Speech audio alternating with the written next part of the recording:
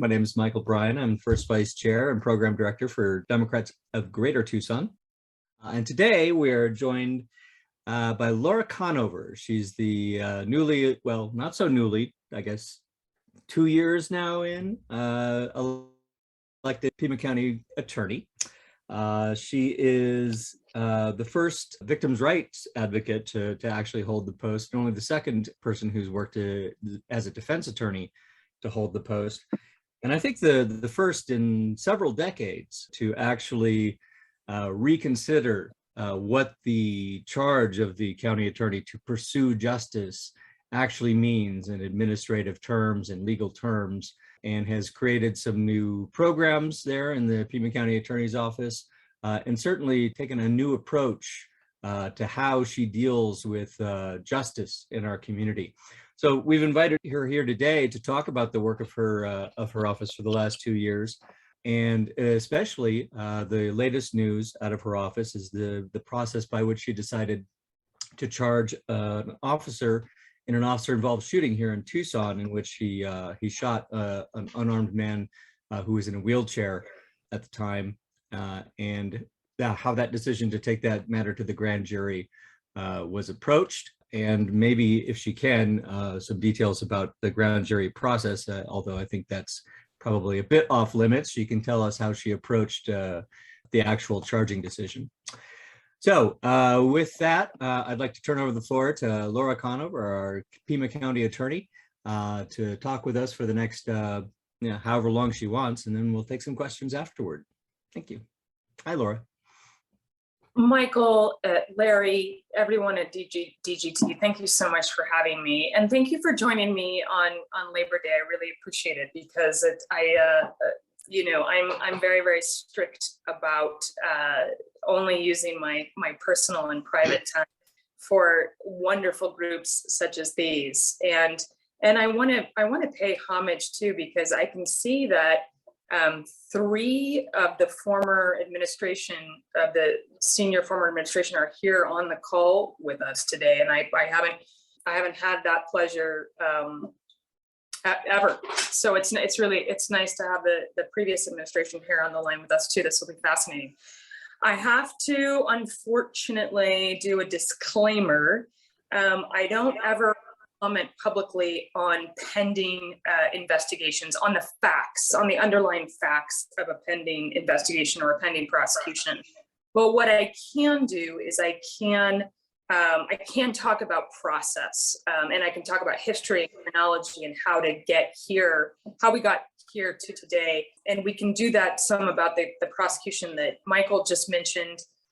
We can do that about how Pima County has landed itself in the nationwide spotlight on the Roe versus Wade, on reproductive health, on that issue. We can talk about that. I'm seeing, and I would love some nodding heads and some hands, because that's very complicated. And I will tell you this, it is complicated for the attorneys in the room.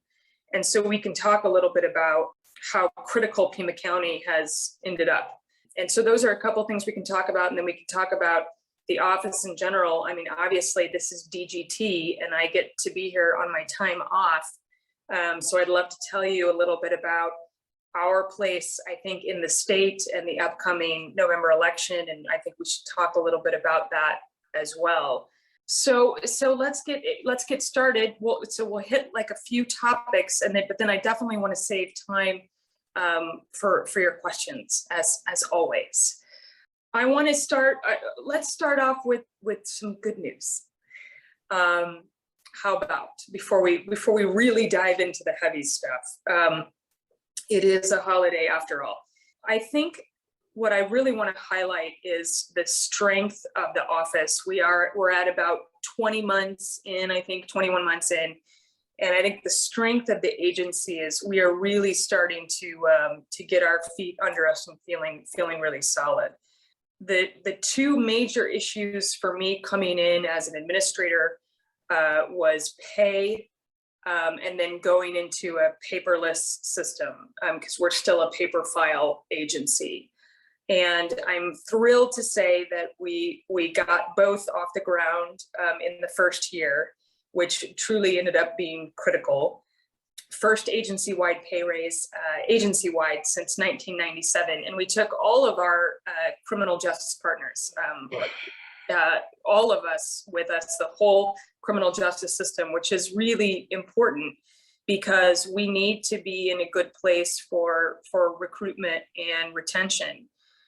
I'm very excited to say that first agency-wide pay raise since 97 has paid off in dividends. We have been able to recruit in the last 6 months. We are now on our 11th attorney, and combined, we're right about 140 years, 11 attorneys returning to the office, veteran litigators, which gives us 140 bonus years of felony trial experience just at the right time when we need the major crimes units, special victims unit, domestic violence unit. We need these all really well resourced and staffed. And thank heavens, because we are in the middle of I'm hoping we're coming out of the great resignation, but we're always going to be vulnerable to the big firms, especially in Phoenix, just swooping in and trying to take our stars and paying them double. So very, very happy with recruitment and getting some really, really solid stars back in the building. We are also taking the office paperless. I'm very, very excited about that. We hope to go live right around the first week of November, and we're clearing out that 15th floor that I've shown you all pictures of before. It's almost empty. You can see the windows, you can see the mountains, and it's going to be beautiful, and it's going to be so much more green, right? Paper, toner, printers, all of that. Eventually moving it all out of the building. All right, so tougher stuff. Boy, was August one heck of a month, and I knew it was going to be, but the bombs just kept exploding because that's where we're at in the world, right? So finally able to conclude, as Michael alluded to, finally able to conclude our massive investigation and finishing finally with the grand jury presentation, and there is an indictment now on an officer involved shooting case. This was an epic lift for us. The last time Pima County took an officer to trial were events stemming from 1989, 1990. None of those people are even with us anymore. You know, we couldn't even borrow from their wisdom because they're not with us anymore. But I was extraordinarily blessed by kind of my Phoenix kitchen cabinet, if you will. Terry Goddard and Grant Woods had been extraordinarily helpful. I will confess that when the incident happened last November, that there was like this instinct to pick up the phone to Grant Woods, who had just passed. But he left me with in the brief time I had with him as a mentor, he left me with so much. And that meant that Rick Romley and Don Conrad, who combined brought some 70 plus years of experience to me from the Maricopa County Attorney's Office, the Attorney General's Office, the U.S. Attorney's Office, because Phoenix has taken a number of officers to trial in recent years. And so I really needed to pull from that experience. The other thing we're really, really trying to do, and I've been trying to hire for this position since day one, we really want an independent prosecutor who focuses exclusively on these types of matters, on these types of accusations. I'm still searching for that. I think it's gonna, to have true independence, I'd really like to have someone kind of early retire, semi-retire, out of another state perhaps, or another city, come into our office and run these types of investigations. But in the meantime, we released this at the end of the week. Months ago, Brad Roach, if the name sounds familiar, longtime Pima County prosecutor, he had 8 years in our office years ago, then built, a 17-year amazing criminal defense practice. He closed down his practice. I couldn't believe he really wanted to do it, and he did it. We started these conversations, I think, I don't know, in the spring. And he closed his practice. He's going to come help build up the conviction and sentence integrity unit. That's kind of wrongful conviction work, right? But I asked even more of him, and I said, you know, Brad, you couldn't be more perfect. You couldn't be more neutral. You have experience on both sides of the aisle. Will you, if a grand jury indicts on this massive case from the lows, will you help prosecute it? And he said yes. So he was there at the arraignment this past week. So again, without commenting whatsoever on the facts, you all know my history, so there's no one, you know, who understands better how important it is that this be a fair trial, and we're going to do everything humanly possible to make it a fair trial. And it's been extraordinary, that the resources that have come together to do it.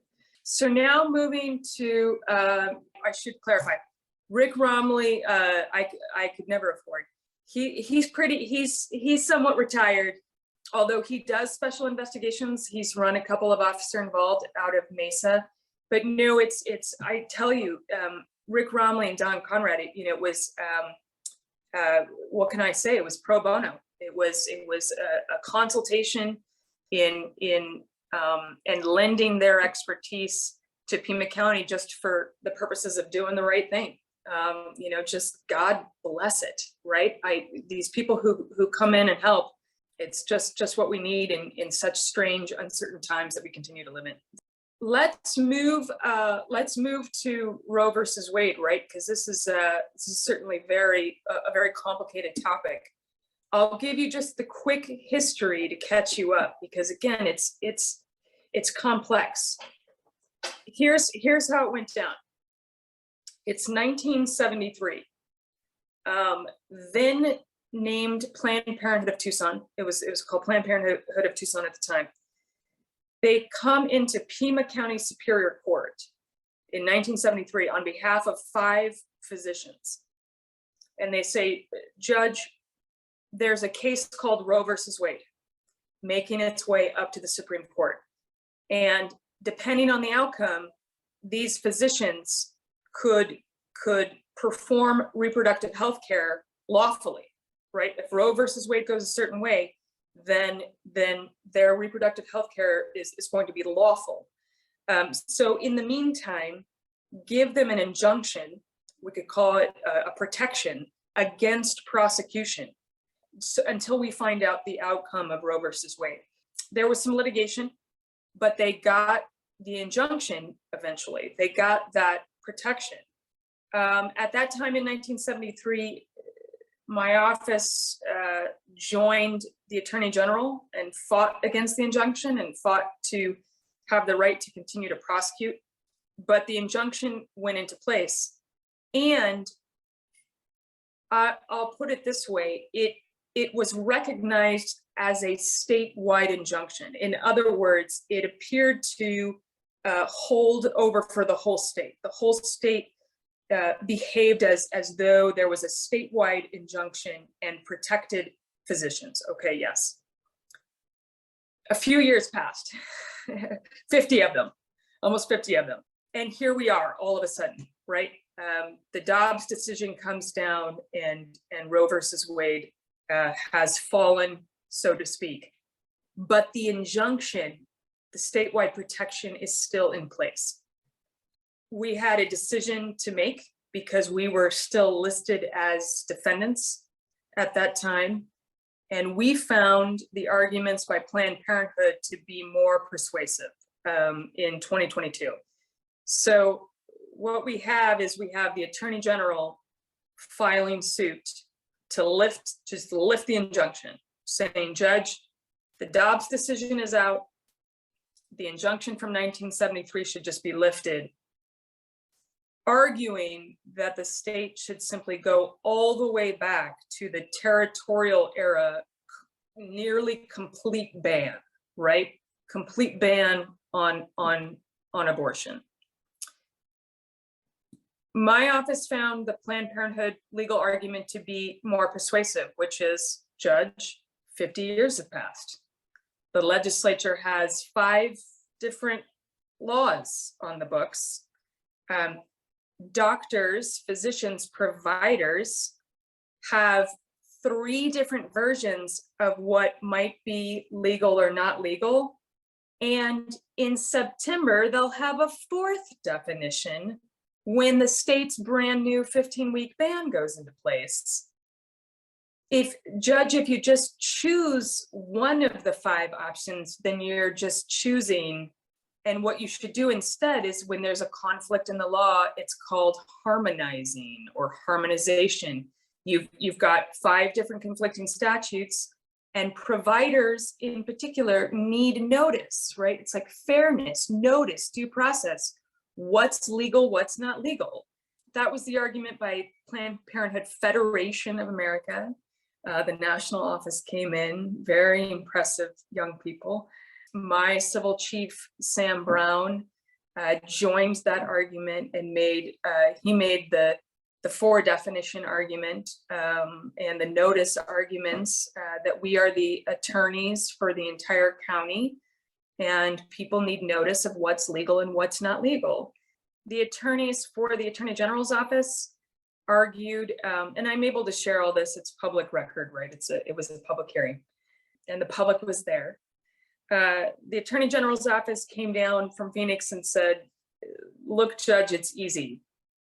So it's so easy. Just cite Dobbs, go back to the full ban. That's it. Just cite Dobbs.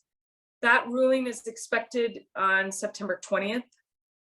In the meantime, you maybe have seen in the media that Planned Parenthood has resumed services because the injunction is in place. We're not waiting for the September 20 order. We're doing tons of legal research on additional arguments that should be made. If we lose, and that's certainly a very strong possibility, we'll have our, we will make our plans for appeal. And there's a lot of brilliant people working hard, and we'll see what comes of that. Perfect segue for me to make a big point here. And you can't make this up, right? So let's go straight into politics, because I'm off duty and I can go straight into politics. We were in court at 1:30 on a Friday, right? That was the big argument with Planned Parenthood, the Attorney General's office. That morning, a judge in Michigan issued a ruling on a case very similar to ours. And the judge ruled in favor of, let's say, reproductive health. And the ruling came out, and we were able to tell the judge in real time, Judge, 2 hours ago, all of Michigan, facing a similar thing. And then in a few days later, we provided the judge with the supplemental authority of what happened in Michigan. My good buddy is the DA of Ann Arbor, right? So we get to meet each other sometimes. So he's the DA of Ann Arbor, Michigan, and he was one of the lead attorneys in court that morning. What's the big difference in Michigan? The governor and the attorney general were in the room joining him and supporting him, right? Massive difference.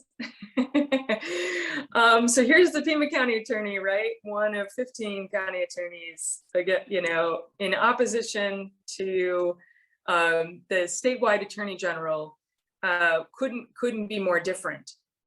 But that's where we have to get our word out to independents and moderate Republicans, right?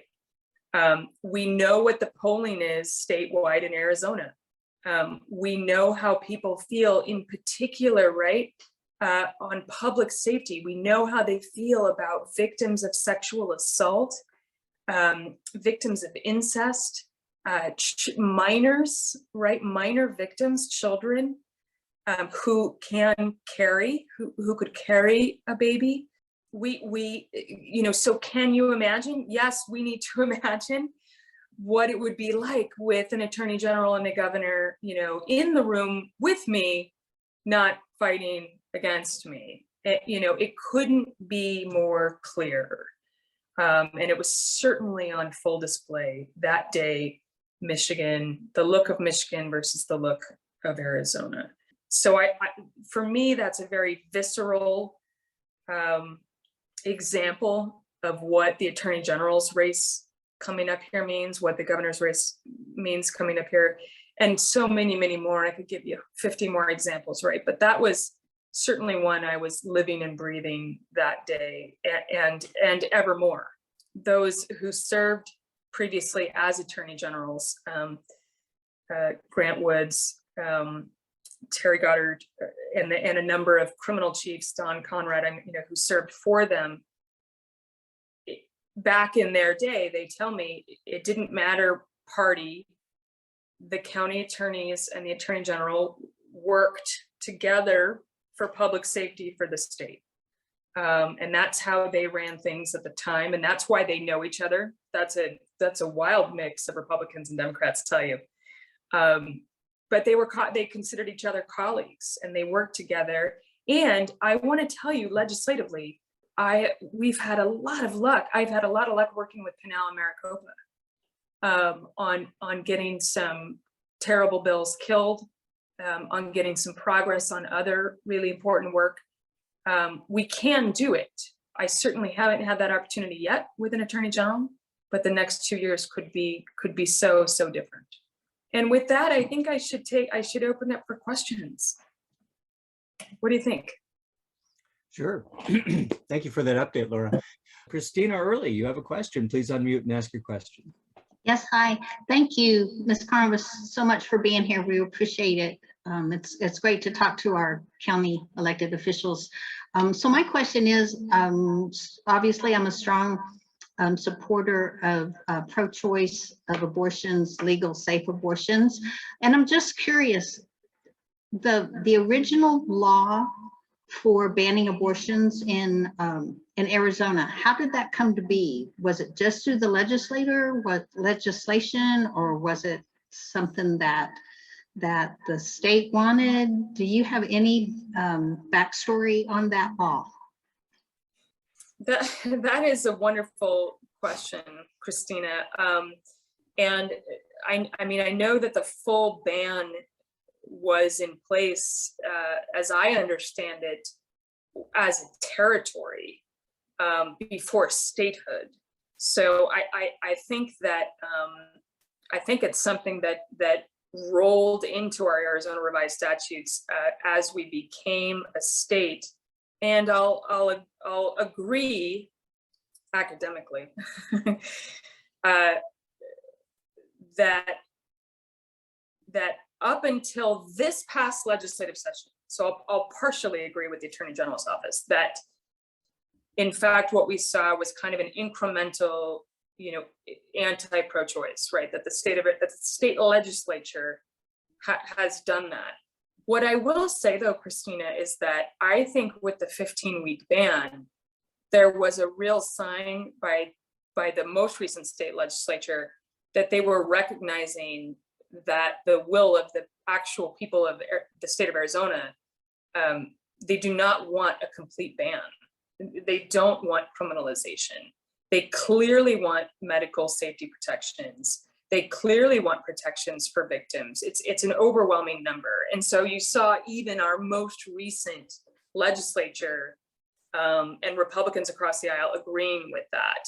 So, you know, I know our state legislators are gearing. I had an early morning meeting on this topic, and I know that they're gearing up to do what they can on their side of the house as things progress.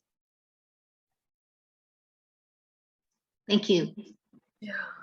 Right, looks like we have a question from Josh Polachek. Josh, can you unmute yourself and ask your question? Yeah. Thanks again for being a national leader on this issue, Laura. I guess I have a two-part question. The first is, do you... Looks like you froze up there, Josh. We didn't catch that. You seem to be frozen. Josh, it's so good to see you. It's been forever. If you don't unfreeze, maybe you can put it in the chat. Yeah, Okay. looks like the Oh, camera might be a bit much. Okay. okay. you're back. Okay. I'm There you turning the camera off just in case. There you Can go. you hear my audio? Yeah. Yeah, we can. Yes. Yep. Okay. So it's a two-part question. The first is, what are your very political thoughts on the statewide candidates who seem to be hiding their anti-freedom, anti-choice positions as they move into the general election? And the second part is, what do you think your and our political party can be doing to really make clear the distinction between our pro-freedom agenda and the anti-freedom, anti-woman agenda or anti-reproductive rights agenda of the Republican Party?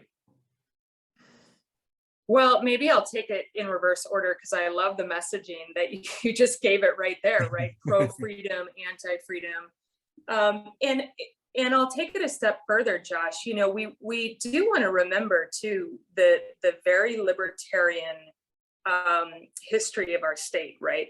There are lots of independents and even Republicans who come from that deep libertarian history, where the more I think we talk about, you know, not interfering with our health, not interfering with our medical decisions, you're going to be sounding those bells for them.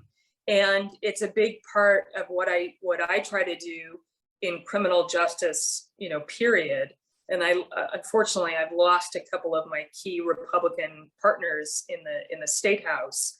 But there's that real libertarian history of, you know, that mass incarceration, that spending a fortune without getting results, that thinking we can, you know, jail our way out of substance use disorder or mental health. You know, you get libertarians really listening and saying, that makes sense to me. And I think this is right in line with that. But I absolutely love, and I'll quote you, Josh, absolutely love, you know, pro-freedom and anti-freedom. That's fantastic, right? And taking those words back.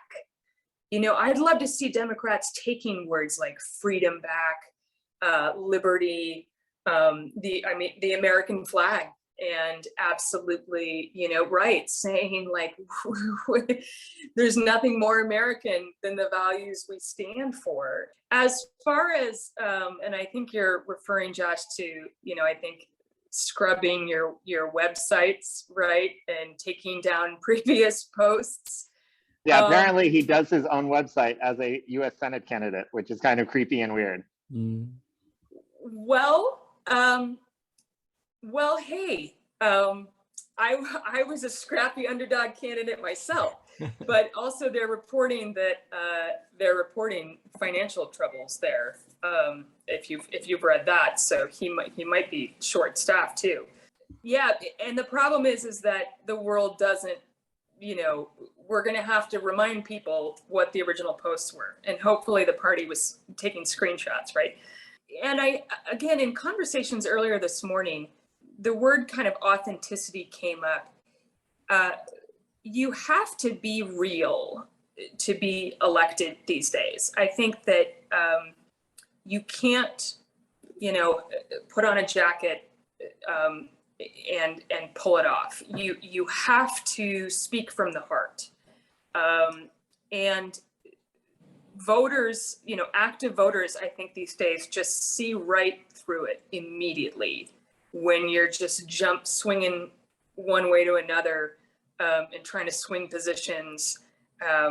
So people are going to need to be trapped with what they said in order to get out of the primary, because we have to be safe. And if they said they wanted criminalization, then we have to take them at their word for it. They can't, you know, then we're in danger of full criminalization. If that's what they said in the primary to get out of the primary, you know, take them at their word for it. Absolutely. Thanks very much. Laura, I have a question for you. I know that Chris Mays, citing the Arizona Constitution Privacy Clause, has indicated that she will not prosecute any women or any doctors on the basis of a healthcare procedure. Are you willing to take that same pledge? Are you ready to take that step? And also, do you know if Julie Gunnigal has done so as well? I'm not sure if she's explicitly said that she would not prosecute regardless of the state law, but I think she's pretty close to that. Can you comment? Yeah, and I definitely want to be careful for speaking for Julie as well. I think that the position that there's a really critical distinction here, right? Chris only becomes Attorney General in January if we can get her past the finish line, right? And so then she doesn't have to battle an Attorney General against her. In other words, what I'm saying is God forbid Chris loses, Julie and I need to live in a world where the current Attorney General has the power to simply take over prosecutions. So I should make that clear.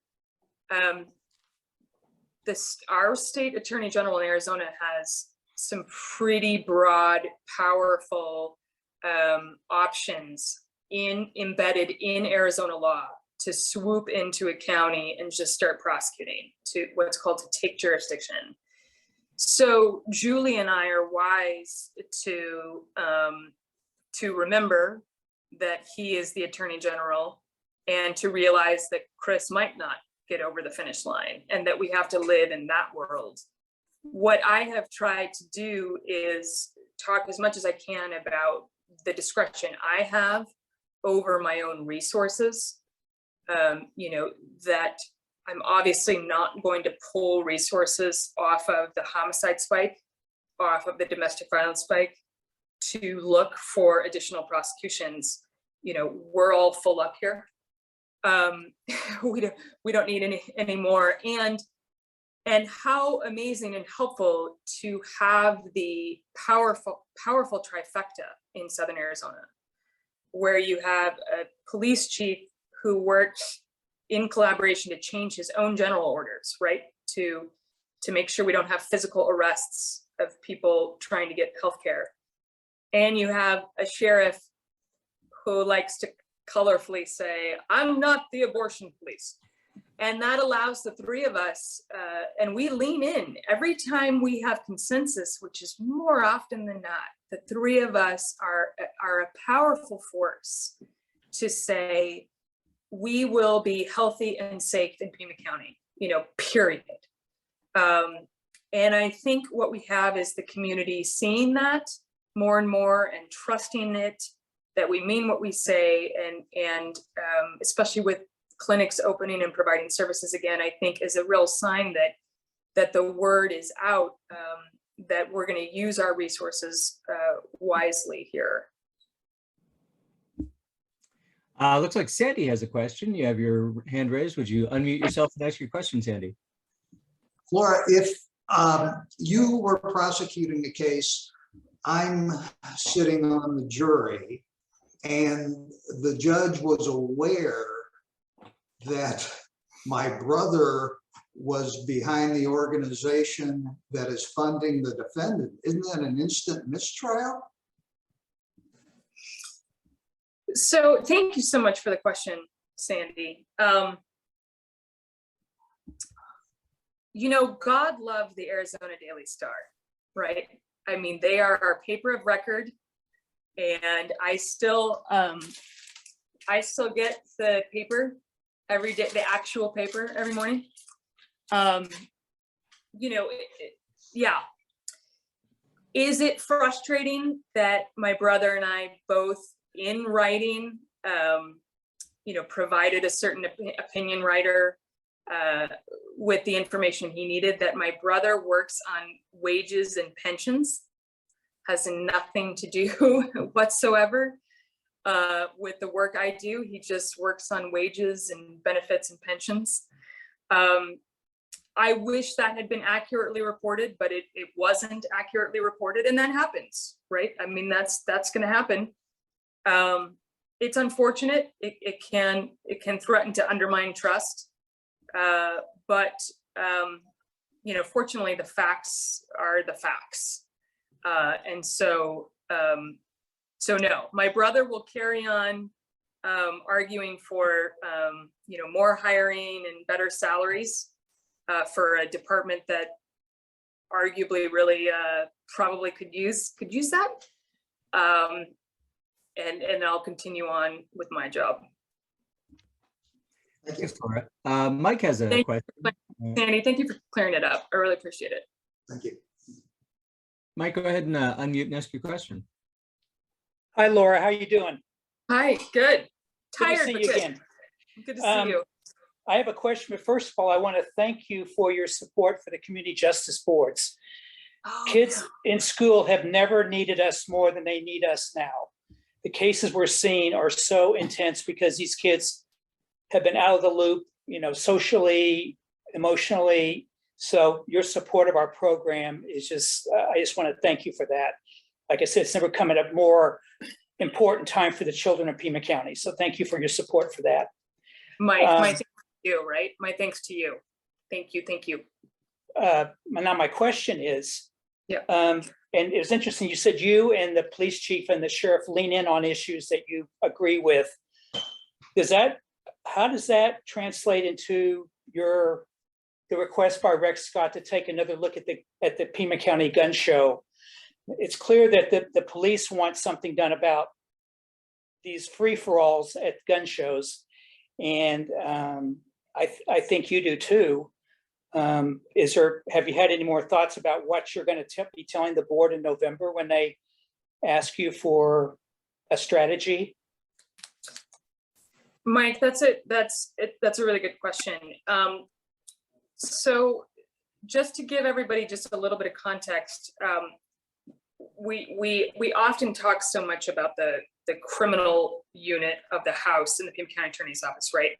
Although we were talking about the civil side of the House in Dobbs, that was our civil chief, Sam Brown, arguing in court.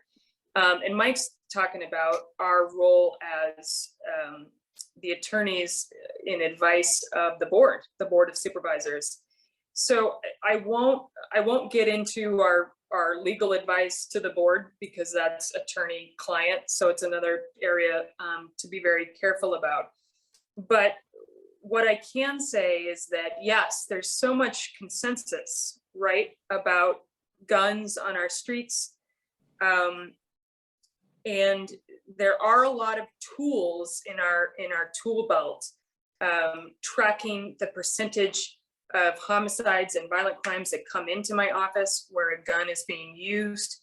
Our work with TPD and with ATF on tracking guns that are used in crimes.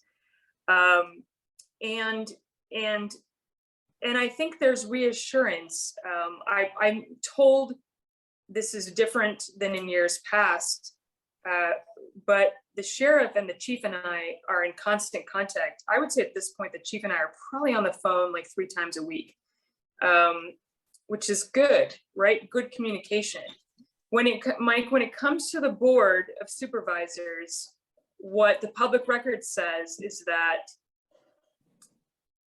while there is still a very powerful statute on the books that's going to make it very hard for Pima County to go out on its own in opposition to the state on some of these issues like the gun shows, the board has decided to entertain some of that risk, right? So you had 3 votes to push the envelope, let's say. And so we're hard at work, is what I can tell you. Now, in the meantime, I love legislative work. I love litigation, right? And I love what the agency does, but we do get frustrated at times when we're constantly kind of on the back end, right? When a case comes into our office, harm has already occurred. Harm has already occurred. And that can be very, very frustrating.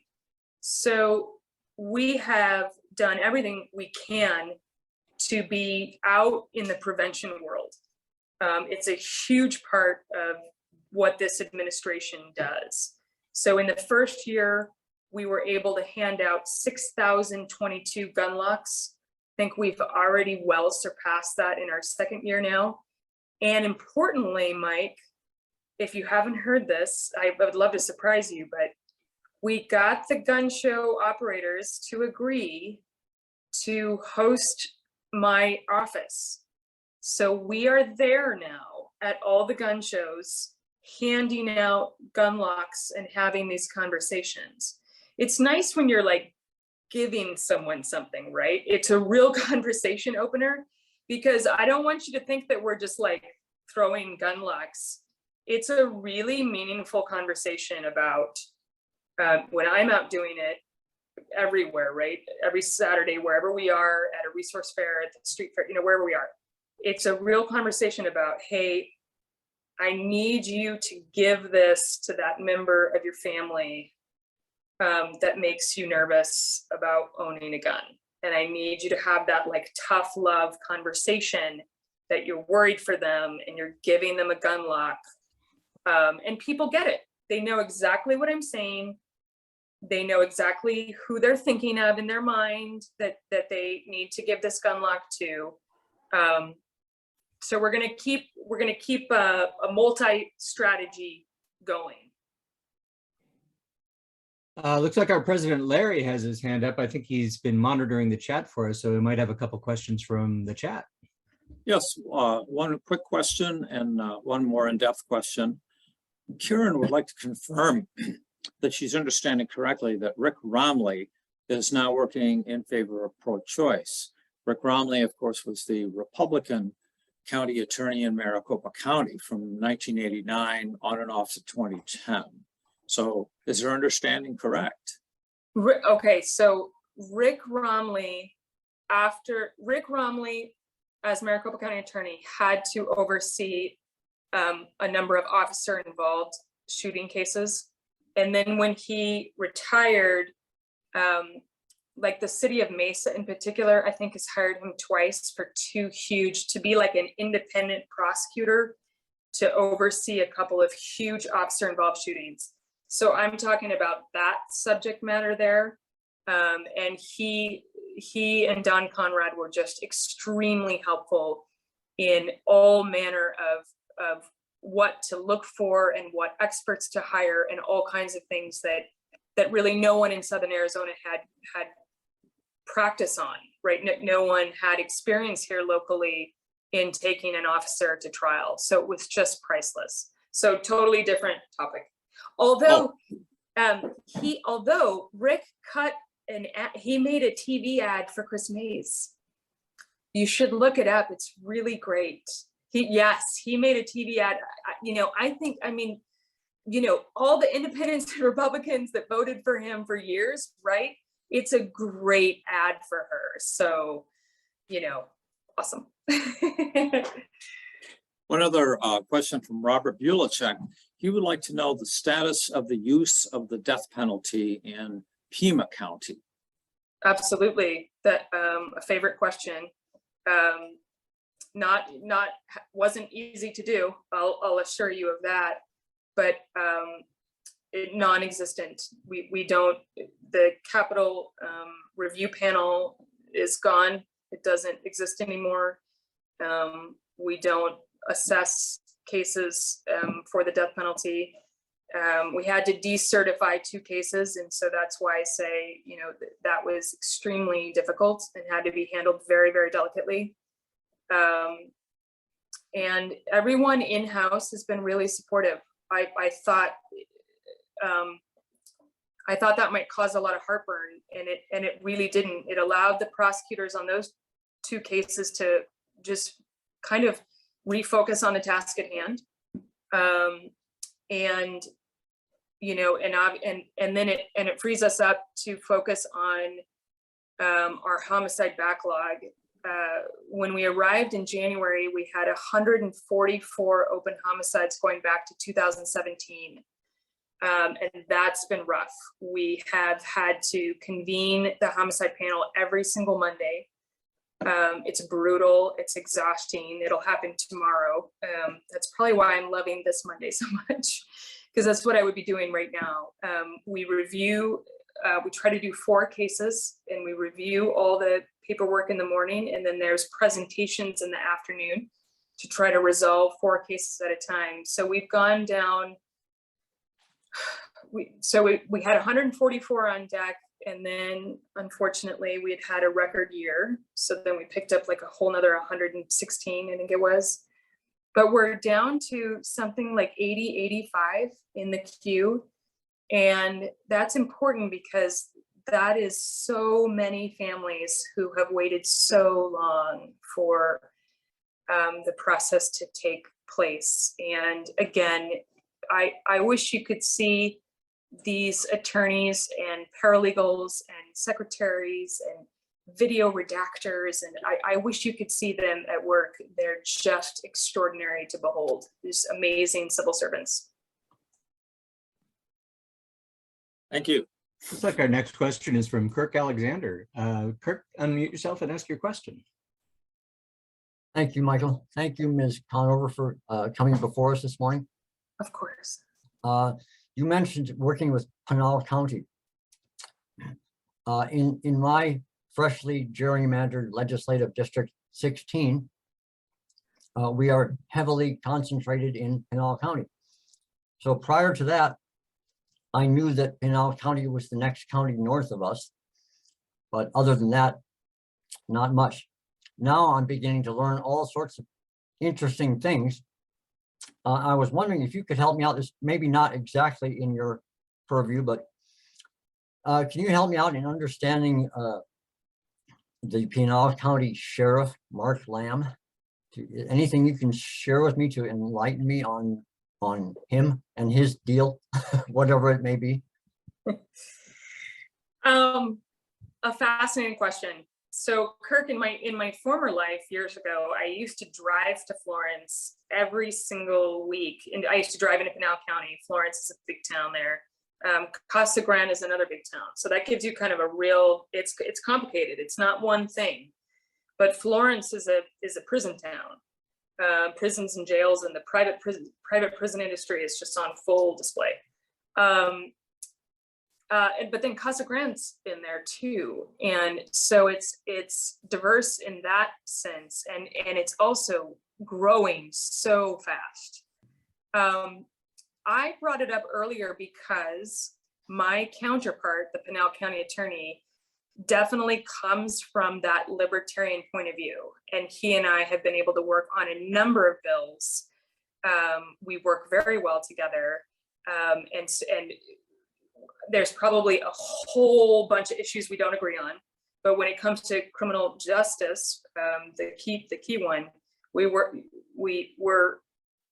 very very well aligned and can achieve a lot. The sheriff comes, I think, from a totally different place, and I know that national, there's been a lot of national attention on him. And that can obviously change things as well. I've only met him once, but it was for an extended period. We were at a conference at a table together. He was extremely articulate and nice and professional. And so I see, you can see where his base comes from, but I'm certainly very, very nervous about some of the rhetoric he's using about kind of fighting back and a call to arms, and some of that we're seeing that obviously makes someone like me, very, very uncomfortable in trying to be a constant voice of reassurance and calm, and it's the opposite of that. Thank you. Is there anyone in Pima County who can inform him about an alleged grifter or con artist that's has moved into the Western states and is sort of focusing on elected sheriffs and elected officials. I don't know if you're aware of who I'm talking about, but You know, I think trying to make contact with the office and just trying to make a report. Yeah, well, he knows. I mean, I certainly hope he knows of this person's background. But you know, I would be fascinated to learn if there was somebody unequal, like maybe Sheriff Nanos, who could talk with Sheriff Lamb about this person. I don't see the two of them together. Yeah, that's what I thought. I've not yet. That's what I thought. I don't know if they communicate. Yeah, okay. Yeah. Looks like Steve Early has his hand up. Steve, why don't you unmute and ask your question? Mine's real quick. I want to thank you very, very much on your stand on the death penalty. And I want to thank you as a 70-year-old man that's never had children for your stand on Roe v. Wade. That is very, very kind of you, Steve. Thank you. That's very kind. Seeing no other questions, I think I'll ask one of my own. Can you give us your thoughts and views on the whole issue of qualified immunity for officers? Give us kind of an overview of what that means and your office's attitude toward it. Well, it's a nationwide conundrum, right? I mean, it's the concern, of course, is that you don't want people to feel licensed to bend the law, to bend the rules. And the other side of that coin is that police departments are concerned with people departing, and it's often the good ones. You know, it's the good ones seeking better pay elsewhere, seeking safer work elsewhere. So Michael, it's a great question, because it's one of those impossible fine lines. What I can also say in a step beyond that too is what we found is that very clearly the laws in Arizona are designed to be protective when an officer-involved shooting has occurred. It is set up to make it difficult to seek charges. And you can also see the laws on display when the juries get the jury instructions at the end of an officer-involved shooting trial. They're told what the law is in Arizona. So when I mentioned those 5 recent trials in the Maricopa County area, 4 of them were not guilty. You know, you got to know the lay of the land and talk about backbone in dealing with a case where you know, the evidence may tell you that this was just not justified or not reasonable, and dealing with laws that are designed to be protective. That's the status of the situation in Arizona, and so it's very untenable. It requires bringing together, you know, the most brilliant minds that you can on all the issues that we're dealing with. You know, I see we're wrapping up at the hour here, right? It's the way I have lived my life is the blessing of mentors all throughout my childhood.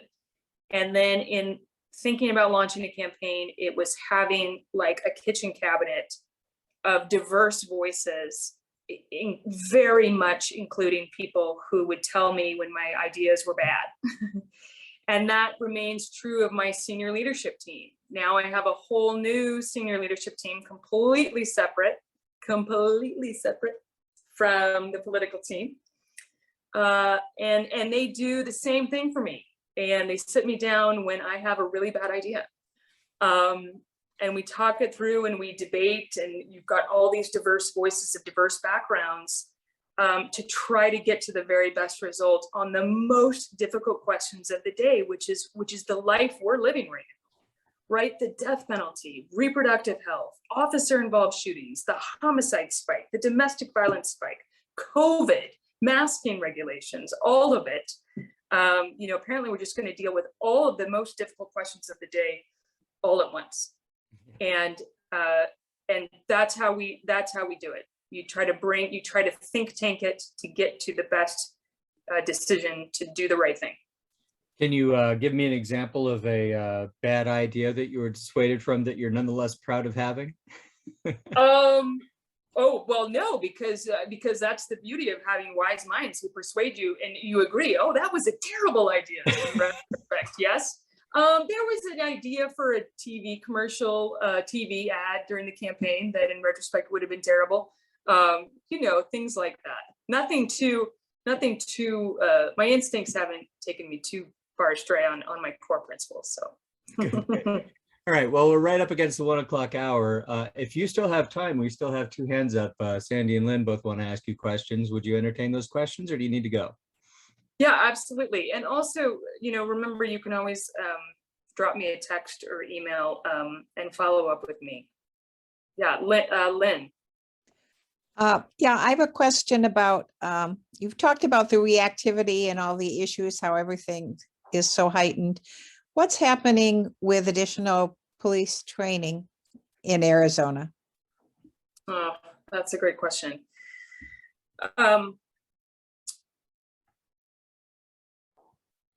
We have two academies in Southern Arizona. The sheriff's has their own academy, and then pretty much TPD and all of the rest use what's called SELETSI, the Southern Arizona Law Enforcement Training Center. And I think it's excellent training, but Lynn, what I'll tell you is that I've heard the police chief say many times that these people are young. Right. Instead of a 2-year associate's degree or a 4-year college degree, they get like maybe 9 months, and then they're given a badge and a gun, and they're sent off. And that's probably not ideal. And he'd be the first to tell you. And so while it's high quality training, it's not enough. It's probably not enough field training after the academy. In a perfect world, they would make it longer. They would make it more intensive. There would be more supervision. But staffing and call load doesn't allow for it. So the mentoring that has been so valuable to you, they don't get enough of either, right? Well put. Yeah. I did 9 police ride-alongs last summer, and then I started up again this summer to refresh it. The best sergeants are teachers and mentors. And so there are some units that are just incredible. And those sergeants see themselves as a teacher, as a mentor. I think there's some parental feeling there. But that's not every unit for sure. Those are the best units. There's also a lot of like totally out on your own and having to make decisions in a split second. Okay, thank you. Absolutely. Sandy?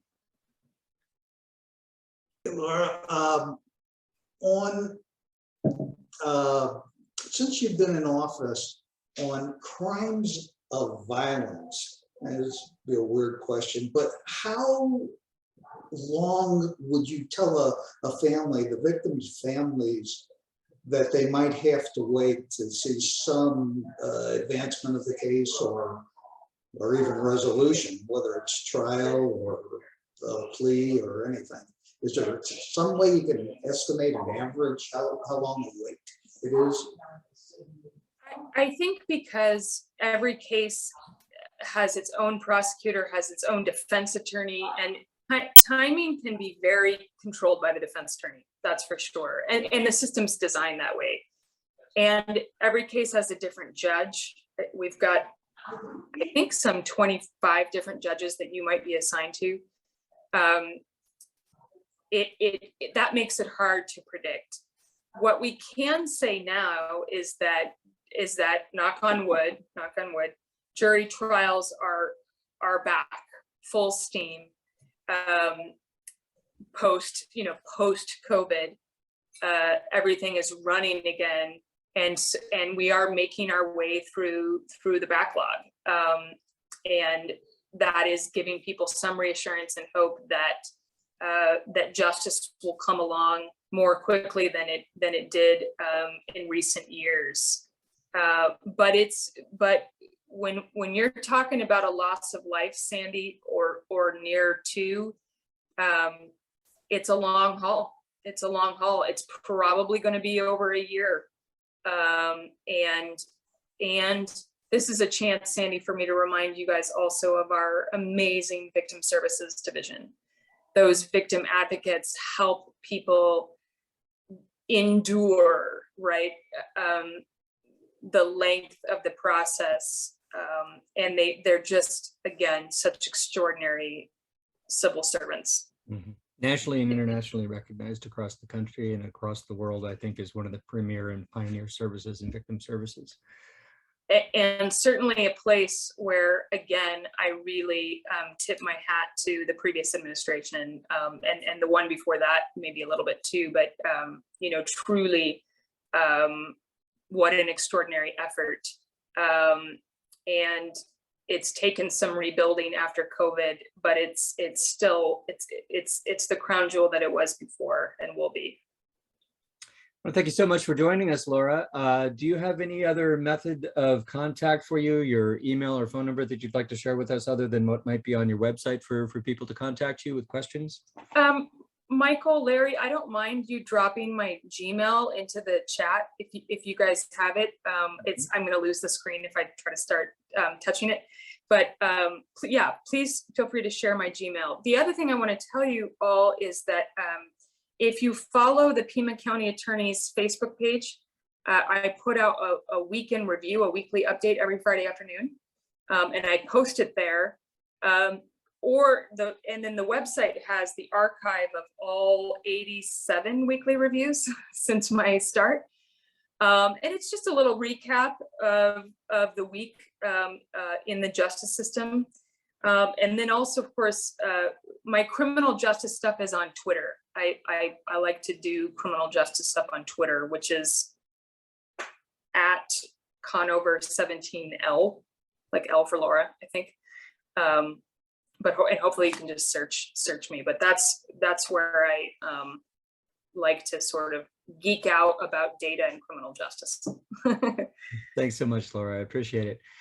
With that, we're going to bring this session to a close. I'm going to stop recording at this point. You guys take care. Be well. So great to see you.